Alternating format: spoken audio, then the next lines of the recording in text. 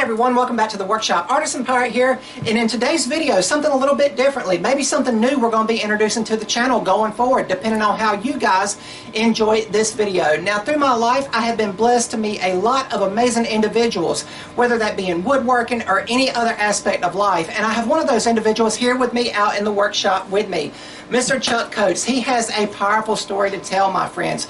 We have been friends through a long time. We follow each other through social media on all the popular social apps, and I just wanted to bring him onto the channel and let you guys hear his amazing story. Hello everyone out there, woodworking land. I'm very much true. I've known him for a long time, and the way I got to meet him was through professional wrestling. Yep, his dad was a photographer for the NWA, and I had a 20-year career in the business, and through Burlington and some of the armories and high schools and stuff, you know, we got to hook up years ago and stayed in touch, and here we are. I was glad he asked me to come on today because, like he said, it's a little different avenue he's taking, and we're hoping that you folks will catch on and really enjoy it. But yeah, I had a 20-year career from 1986 to 2006. I wrestled and started out doing backyard wrestling, if you will, kind of like some of the kids do today, trying to learn, do whatever I could. Then I went to wrestling school and was trained professionally by Nelson Royal and Gene Anderson down in Mooresville, North Carolina, right outside of Charlotte. It was a hotbed back in the 80s. And after my training, he decided to send a group of us, 23 guys, up to the WWF at the time, now WWE. And I wrestled up there. My second match, Haku and Andre the Giant, 7'4" Andre the Giant. I was in the ring with him. I was a 23-year-old kid, scared to death. So what do? I'm thinking, okay, I watch these guys on TV. Let me go out there and review the videos and think about it in my head. And we got out there and we wrestled, and I didn't do much wrestling, but he, 1, 2, 3, that was the end of it. But that was my job. That was my job, is to go out there and make the superstars look good. On to WWF, into WCW in 1991. I wrestled some of the greats: Stone Cold Steve Austin, Ricky the Dragon Steamboat, Sting 4 times, Steiner Brothers, Honky Tonk Man. I mean, it goes on and on and on. Hacksaw Duggan throughout the years. And, I was, people say, what did you ever win a match? Well, on TV, no. I had a perfect record backwards, and forever. But that was what I was paid to do. I like to say, people say, well, that's a bunch of fake. Well, no, there's nothing fake about getting picked up and slammed, fixed, predetermined, choreographed, yes. But it hurts too bad to be fake. So we were able to do that, and that was a part of my history in the wrestling business. Like I said, if you want to watch some of the matches, it's Chuck Coates Wrestler on YouTube. It'll pop right up, and you can watch and have a good time. Get your popcorn ready because your kids will probably enjoy that. But don't go to the bathroom because you might miss the match. We had a blast, but in my 20-year career, I also did some independent, independent wrestling, where I had my own character, a Mad Max character in the Burlington area. Probably knows well. Through the Carolinas, I painted my face very similar to Sting back in the day, and kind of mixed it in with a little hardcore with a Raven. If you know about Raven and ECW, so I was trying to get a little contrast there and mix up a little bit of 2 different characters, and it worked out great. Basically, we were just trying to get a break. We're a bunch of guys starving to get famous, if you will, and doing what we love to do. Like, he has a passion for woodworking, we had a passion for wrestling. And I tell a lot of people, it's kind of like when baseball, you get drafted. You may get drafted by the Atlanta Braves, but you start out in the minor leagues. Well, that's kind of what I was doing. When I made it to the top, a lot of you hadn't heard my name because I was like a bench player, but I was there. I was in WCW, I was in WWEF, and NWA, and some of the other great promotions throughout my years of wrestling. Like I said, it was 1986 to 2006. I'm 57 years old today. A lot of stuff has changed since then, but other than that, man, it was awesome. It was wonderful and a fun time. I tell the kids out there, live. If you want to dream, if you have a dream to be a doctor, an astronaut, if you want to be a firefighter, go for it. Don't let nobody tell you can't, because the only limitations is you. I wanted to wrestle, and I told everyone in middle school and high school I was going to do it. I did it. So nobody out there, don't let nobody tell you no, you can't, because you can. If you put your mind hard into it, you can. Yep.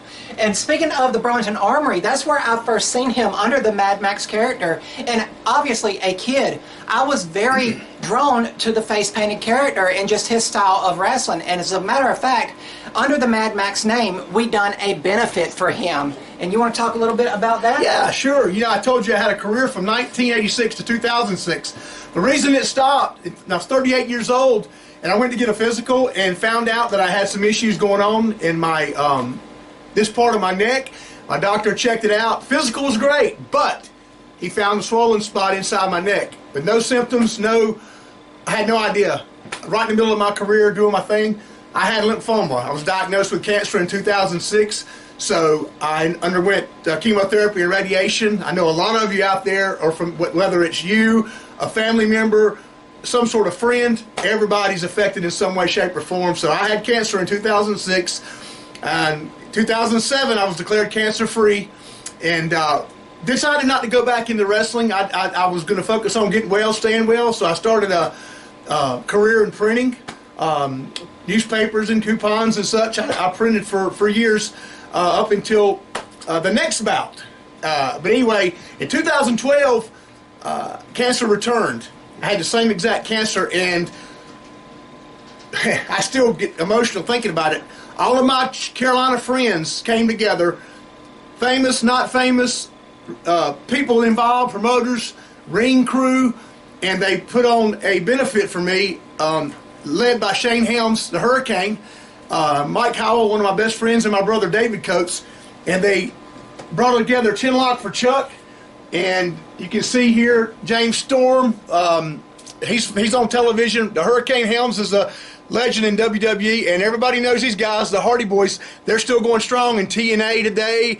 You got Gunner, which is a TNA star, Lodi, WCW, Ravens Flock, Christian York, he was in the WCW for a short time, and C.W. Anderson, one of the toughest guys. We all go back 25 years, started in the same backyard, same passion, trampolines, whatever we could do. We were a family then, and we're a family now, and they came together from all over. You know, James lived in Nashville. We had guys in the Carolinas. We had guys in Georgia, and they came up, put on this event for me to raise $14,000 for my medical expenses. Never asked for it. I didn't do a GoFundMe. I didn't do any of it. I was just trying to get better, focusing on my life and what was to come. Well, they came together, didn't charge 1 red cent. Even after the show, we exceeded our expectations. We were planning on hopefully 10 grand and $14,000. I went around asking if they wanted gas money or whatever. Nobody took nothing. These guys are in it for the love of the wrestling business, and they care about their fellow person, because that proves it right there. But what a night it was. We sold out the high school that I went to in northern Durham, North Carolina. Packed house. We got, like he said earlier, we were talking. Yeah. We got a chance to reconnect from a, man to man rather than, man to wrestler or some sort of a figure like the Mad Max character. We actually, it's the first time we ever, because I was a fan that night. I had front row seats. Yeah. For my own show, and from then on, man, it's been just awesome to stay in touch and follow him through his YouTube channel and his videos and everything. But it was a wonderful night. It was an awesome experience. It was indeed a wonderful night. I was there in attendance helping out, whether that was setting up chairs, just doing my part and trying to support a friend and fellow North Carolinian, just someone in the community. And it was just a great representation of camaraderie in the wrestling world. And I know everyone has their own worlds, like the woodworking world I'm in, the wrestling world. If you're into sewing, you have a sewing clique you're around. You do not know how drawn together you will be when something happens. So I always encourage people to spend time with people in your neck of the woods, in your communities, and just form those connections and those relationships, because you never know when something's going to happen, when you need to call upon everyone and gather together like they did for this amazing event, appropriately titled Chinlock for Chuck. But yes, man, it was a great event, and I was happy to be a part of it. And I'm glad I've got this poster hanging out in the workshop to remind me of that amazing night. I also found out there were numerous guys wanting to get on the card just to be able to help, and there just wasn't any room. We had like 9 matches, and it was just packed. There was an 8-man tag, a tag team, singles, ladies.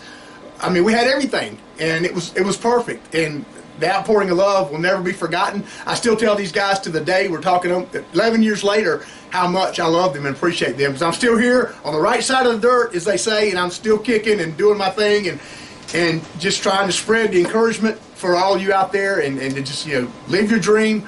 Don't have nobody tell you can't do it. Jimmy Valvano was one of my favorite ever people on this earth, and he had that motto, don't give up, don't ever give up. And Jimmy V, I mean, he was my man. And so with that being said, here we are today in 2024, and like I said, I'm 57 years old. I have moved on from the wrestling. I do stay in touch. I do a lot of events around the country with a good friend of mine, Tony Hunter. He brings them in for the autograph sessions, much like, you know, some of these events where you dress up and such. Like Comic-Con. Yeah, Comic-Cons and wrestling, and sometimes I got to meet Richard Dreyfuss. I got to meet, who's the fella in the, Nick Carter from the Backstreet Boys, I think. Okay. Yeah, and Priscilla Presley. I mean, on and on and on, because a lot of times the wrestlers are here and then the stars are there, which all of them are stars, but you have a variety. You have the group that watches the anime stuff. You have the group that is into the old Jaws. Yeah. Jaws, Dreyfuss was there. I mean, boom, every one of these things are huge, and wrestling is always a part of that. So just like Thanksgiving on WrestleCade, I'll be up there at Winston-Salem, and I'll be working with the Big Red Machine, Kane, from the WWE, and it's one of his favorites. One of my favorites growing up. I just love the mask, the mystique he had as a character. I've always been drawn to like the masked or the face-painted wrestlers, which was probably why, as a youngin', I was so drawn to the Mad Max character that he played on TV. I will see if I can go ahead and keep talking. I'm going to try to pull up a photo. I didn't bring a picture of Mad Max. One thing I would like to show you guys is he gifted me with an autographed picture. He's got a championship belt there. It's got a nice inspiring quote to the Artisan Pirate. You do amazing work. Your pal, Chuck Coates, a.k.a. the Mad Max. So this will find a place of prominence out in the workshop. There so he I'm is. really happy with it. There's your friend.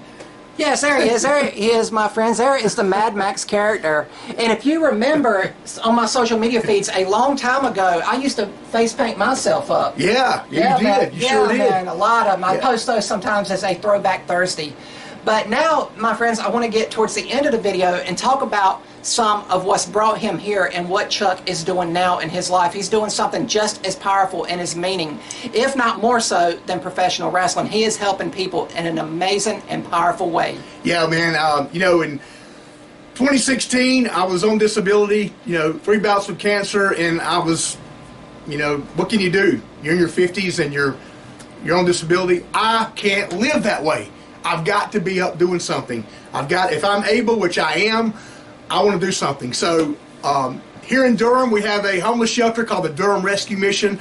There was an opportunity there, and how perfect is that? I live 15 minutes from Durham. So in my hometown of all things, they offered me a position, they interviewed me, it went well, and I had no idea what I was doing, but man, 2.5 years later, I don't regret one day. I tell people I don't go to work, I go to serve. We've got over 500 men, women, and children. Women's campus, men's campus. The children stay with their moms. If you got 3 kids, come on. If you got 4 kids, come on. We always have one more room, but it's the Durham Rescue Mission in Durham, North Carolina, a homeless shelter for the folks fighting against their issues, domestic issues, whatever it may be, just following hard times and don't have nowhere to go. We'll take you and we'll do our best to show you and get you back to our goal. Not only is to house and feed these folks, but our goal is to get them back to where they were in society before their issues started. And the success story is seeing someone come out of there and, you know, get their own business started. Or I have one guy, he was a roofer before he fell on hard times, and he kicked his habit and went back into roofing, and now he's got his own roofing business back. So he applied himself, he got the help he needed. That's where we come in, and he's able to go back into the world and start over and get a second chance. Everybody deserves that. And so we're out there helping those folks. We got a Christmas event coming up. Just if you don't mind me sharing. Absolutely.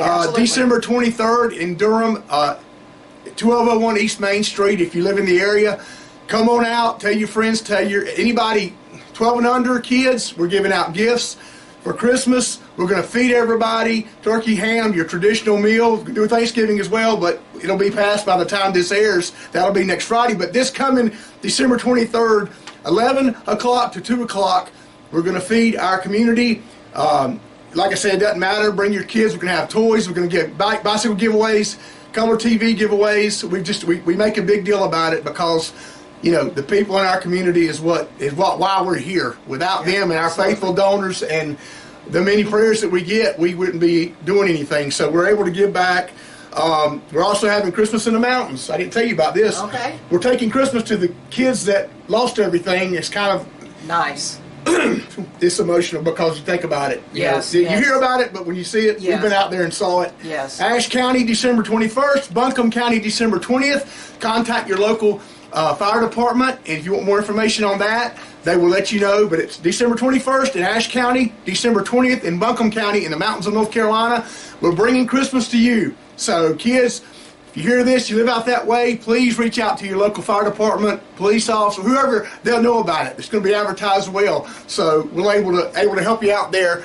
And with that being said, man, thanks for your time. Wow. No problem, no problem. Thank you for your time. Absolutely, my friends. If this is a new style of video that you guys would like to see, like I said, I have been blessed beyond measure with amazing friends from all walks of life, from the CEOs all the way down the line to everybody just, you know, what would be called the worker bees. You know, I know everybody, and I know all of them have a story to tell. And if you guys would like to hear more stories, please let me know down in the comments below this video. And what I'm going to do for you guys in the description box below this video here, I'm going to leave links to Chuck's social media feeds where if you want to, you can send him a word of encouragement, tell him amazing work for what he's doing in the rescue fields and everything. And also I will leave a link, if you can provide me with one, to these events that you have talked about. I will leave those down in the description box below. But I hope you guys have enjoyed this video. If you're new to the channel in some way, shape, or form, I hope you will click that subscribe button and also follow me across all my social media feeds under the Artisan Pirate name. As always, links to contact me as well as all the social media feeds will always be linked down in the description box below these videos. Is there anything else you want to add? I was going to add, if you send the link and you want to ask me wrestling questions, I love talking wrestling. I've got 20 years of experience, and I've got probably 20,000 experiences from the top to the bottom and in between. But so many folks reach out just on my social media platform and ask me questions. I do podcasts at least twice a month about wrestling and what we did. You know, wrestling questions, Durham Rescue Mission questions, questions about fighting cancer. Hey, I'm here. I want to share with you. I don't want to go to my grave with all the stuff that I experienced and not be able to give back. So whatever I can do to be a positive role model, influencer, I'm all for it. So I'll give him the information. He can share that, and hopefully we can talk soon. And one more thing before we officially close the video, my friends. I don't want to drag it out too long. You could not go through what this man has went through without a little bit of faith and help from above. Amen. Ain't that right? That's why I'm here. That's why I didn't want to get too much into that, but I'm here for one reason, because God said, you know what, I got a job for you. And I'm now a foster parent. I'm taking care of children that aren't even mine. It's just so many doors. I didn't touch on that, but so many doors have opened since I was come out on the other side, if you will, and have a second chance of life, third chance of life, because I went through it. But it's nothing I've done, it's all what he has done. And fostering children, ask me about that too. I'll be glad to share that with you. It's just so many avenues that have opened in my life besides wrestling. That was the key to getting all this now where I am today. So, you know, whatever I can do to be a help. Hey, again, he is happy to answer questions, my friends. And as you can tell, he's got a powerful story and testimony to tell. But that's going to wrap up this video. Again, it's a new feature on the channel. But once again, I'm the Artisan Pirate. This is Mr. Chuck Coates. Mad Max, baby. And remember, if we can make it or do it, so can you, my friends. Right. I'm the Artisan Pirate. This is Mad Max. Take care, and we'll see you guys real soon. Do not give up. Follow your dreams, folks.